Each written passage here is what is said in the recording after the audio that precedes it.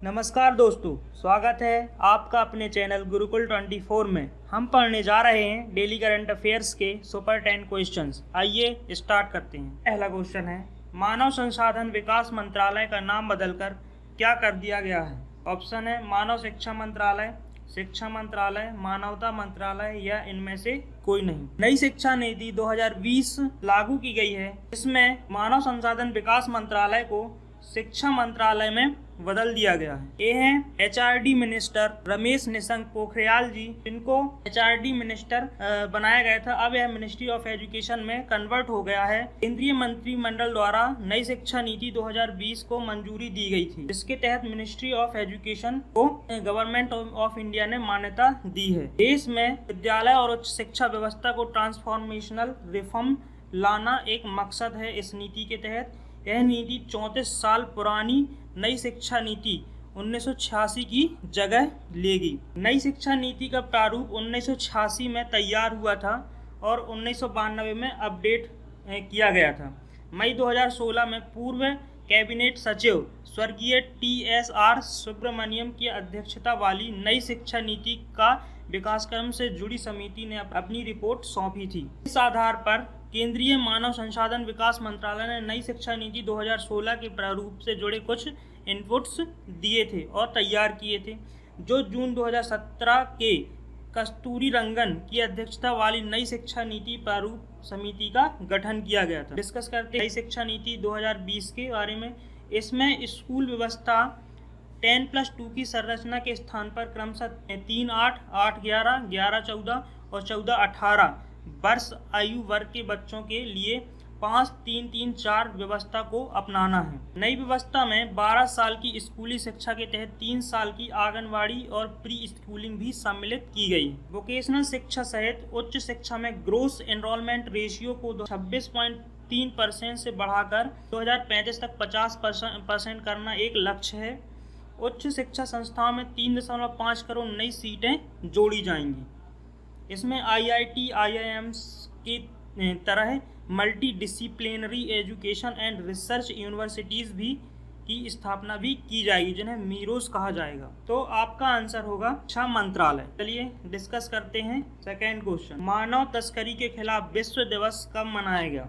Option है 1 जुलाई, 11 जुलाई, 28 जुलाई या 23 जुलाई। मानव तस्करी के खिलाफ world day against trafficking in person 30 जुलाई को हाल ही में मनाया गया। आपका आंसर होगा 30 जुलाई। 1 जुलाई को वर्ल्ड डॉक्टर्स डे मनाया जाता है, 11 जुलाई को वर्ल्ड पॉपुलेशन डे मनाया जाता है, 28 जुलाई को वर्ल्ड कंजर्वेशन डे मनाया गया और 30 जुलाई को world day against trafficking in persons day मनाया गया। चलिए कुछ फैक्ट जान लेते हैं। तस्करी के खिलाफ विश्व दिवस 2020 की जो थीम है वह है committed to the cause working on the front line to end human trafficking. जान लेते हैं कुछ फैक्ट। ड्रग्स और अपराध मुख्यालय पर संयुक्त राष्ट्र का कार्यालय वियना ऑस्ट्रिया में है। ऑस्ट्रिया की राजधानी भी वियना है। ड्रग्स और अपराध पर संयुक्त राष्ट्र कार्यालय की स्थापना 1997 में की गई। चलिए डिस्कस करते हैं अगला क्वेश्चन। बैंडिकोट क्या है? ऑप्शन है एप्लीकेशन, रोबोट, मिसाइल या इनमें से कोई नहीं। बैंडिकोट एक रोबोट है। गुवाहाटी विकास विभाग मंत्रालय ने शिविरों की सफाई के लिए न्यूनतम मानव भागीदारी सुनिश्चित करने के लिए पहले मेन होल सफाई रोबोट बैंडिकोट का उद्घाटन किया। शिविर मैन होल की सफाई करने वाला गुवाहाटी पूरे पूर्वोत्तर क्षेत्र का पहला शहर है। गुरुग्राम और कोयम्बटूर के बाद गुवाहाटी पूरे देश में तीसरा शहर बन गया है। बैंडिकोट के बारे में डिस्कस करते हैं। तो बैंडिकोट स्वचालित शिविर सफाई रोबोट गुवाहाटी नगर पालिका द्वारा खरीदा गया है।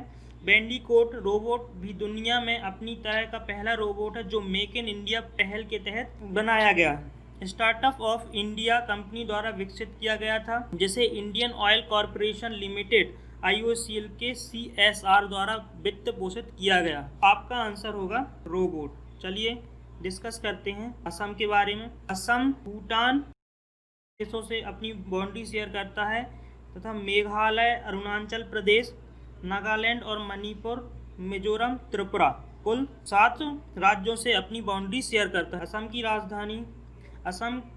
राजधानी है दिसपुर। असम का फॉर्मेशन 26 जनवरी 1960 में हुआ था।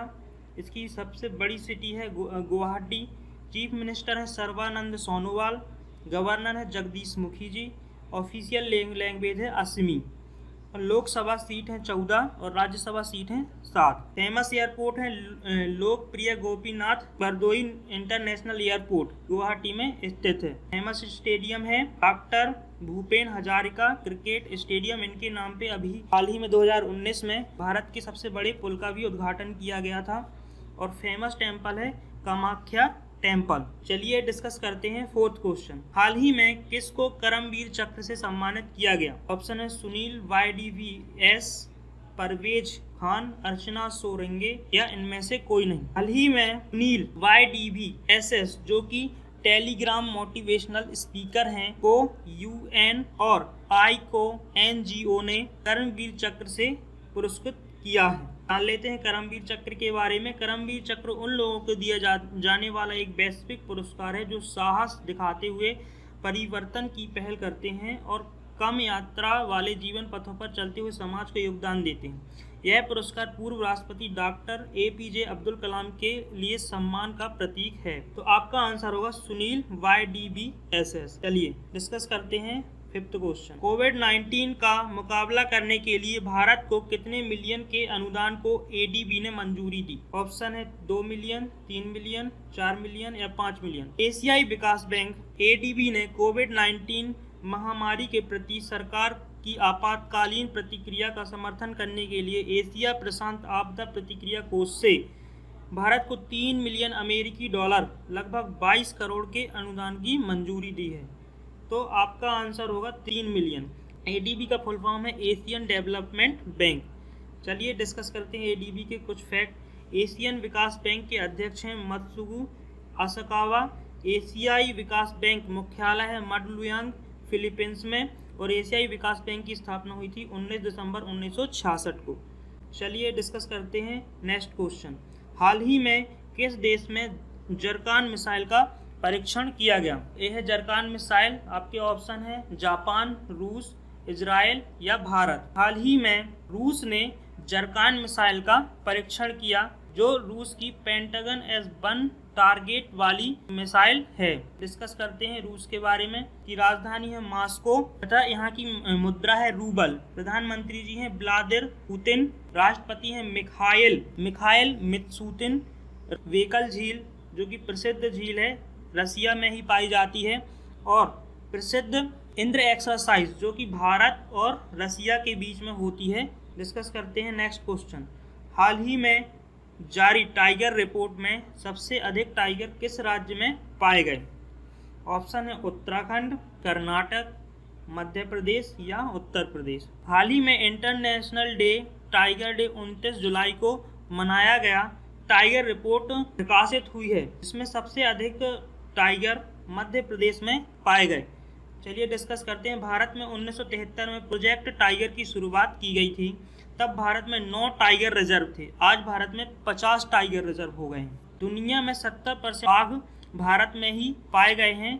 इनके संरक्षण का प्रयास भारत बहुत बड़ी सफलता पा रहा है। भारत अन्य 13 देशों में बाघ रेंज और बाघों के संरक्षण के प्रशिक्षण के लिए मदद करने के लिए तैयारी कर रहा है। भारत में अधिकांश बाघों के आवास गलियारे संरक्षित क्षेत्र नहीं है और इनका निरंतर मानव उपयोग और विकास परियोजनाओं के कारण सफाया हो रहा है। मध्य प्रदेश, आंध्र प्रदेश में बाघों की संख्या बढ़ी है। मध्य प्रदेश और कर्नाटक बाघों की संख्या में सबसे अधिक रैंक वाले राज्य हैं। आपका आंसर होगा मध्य प्रदेश। चलिए डिस्कस करते हैं next question. Quest for restoring financial stability in India नामक बुक किसने लिखी है? ऑप्शन है जयशंकर प्रसाद, बी आचार्य, बलदेव सिंह या इनमें से कोई नहीं। गाइस ये है बी आचार्य जो कि RBI के डिप्टी गवर्नर हैं। इन्होंने हाल ही में quest for restoring financial stability in India नामक बुक लिखी है। जयशंकर प्रसाद ने हाल ही में द इंडिया वे नामक पुस्तक लिखी है। बलदेव सिंह ने सूरज कदे मर्दा नहीं नामक पुस्तक लिखी है।